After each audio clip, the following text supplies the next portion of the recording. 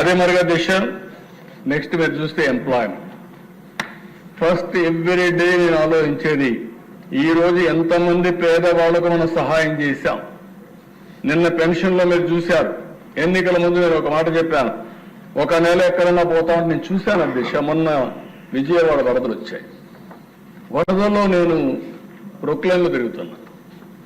పోతూ పోతూ దిక్కడ నిలబెట్టి ఒక ఆవిడ హోమ్ మేడ్ బోట్ చిన్న ఇది చేసుకుని ఫ్లోటింగ్ లో వాళ్ళ మనిషి తోసుకుంటూ వస్తున్నారు. ఏంటమ్మా అని అడిగాడు. అమ్మాయి ఫిజికల్ హ్యాండిక్యాప్.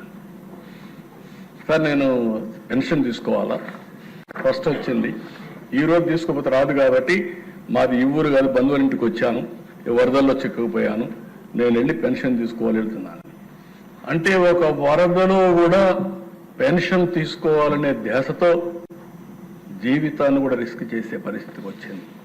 అది చూసినప్పుడు అనిపించింది ఒరిజినల్ సిస్టమ్ ఒక నెలలో తీసుకోకపోతే 3 నెలల్లో ఎప్పుడైనా సరే తీసుకునే అవకాశం ఇవ్వాలనే ఉద్దేశంతో ఈ నెల నుంచి ఆ సిస్టమ్ తీసుకొచ్చాం. ఎక్కడన్నా బయట ఉండి తీసుకోలేకపోతే 3 నెలల వరకు పెన్షన్ తీసుకునే అవకాశం కూడా క్రియేట్ చేశామని చెప్పి కూడా మీకు తెలియజేస్తున్నా. ఇక్కడికి వచ్చినప్పుడు అధ్యక్ష ఎంప్లాయ్మెంట్ రెండోది.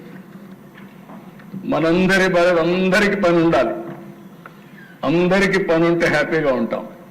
పని లేకపోతే అక్కడి నుంచి అన్ని సమస్యలు వస్తాయి. అందుకే నేను ఏమంటానంటే శక్తికి తగినట్టు ఎంప్లాయ్మెంట్ క్రియేట్ చేయడం మన అందరి బాధ్యత. నవేడేస్ మీరు చూస్తున్నారు అధ్యక్ష, ఎక్కడ చూసినా మన రాష్ట్రంలో అవకాశాలు ఉన్నాయి, మన దేశంలో అవకాశాలు ఉన్నాయి, ప్రపంచంలో అవకాశాలు ఉన్నాయి.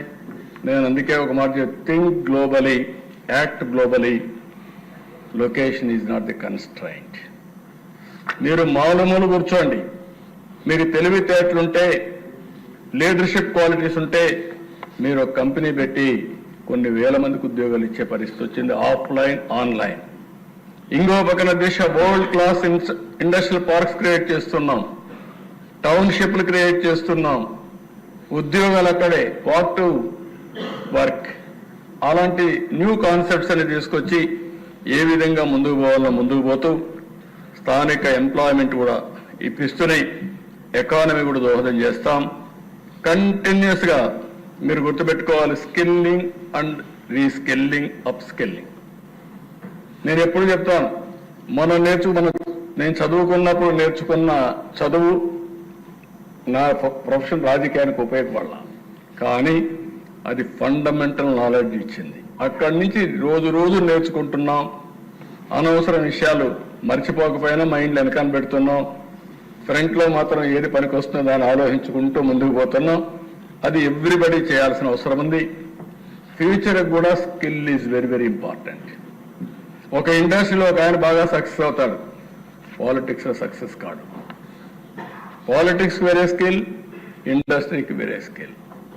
ఐటీ స్కిల్స్ ఉన్నాయి దేశ. ఈరోజు మనం ఒకటి నేర్చుకుంటున్నాం, కొన్ని రోజులు అది అవుట్డేటెడ్ అయిపోతా ఉంది.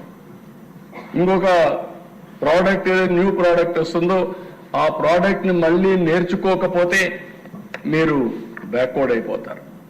అలాంటివన్నీ ఉంటాయి. అందుకే ఇది కంటిన్యూగా దేశంలోనే అందరూ క్యాస్ట్ సర్వేలు సెన్సస్ ని లేకపోతే ఇంకోటి పెడితే దేశంలో మొట్టమొదటిసారిగా స్కిల్ సెన్సెస్ ఏర్పాటు చేసిన ప్రభుత్వం ఎన్డీఏ ప్రభుత్వం ఆంధ్రప్రదేశ్.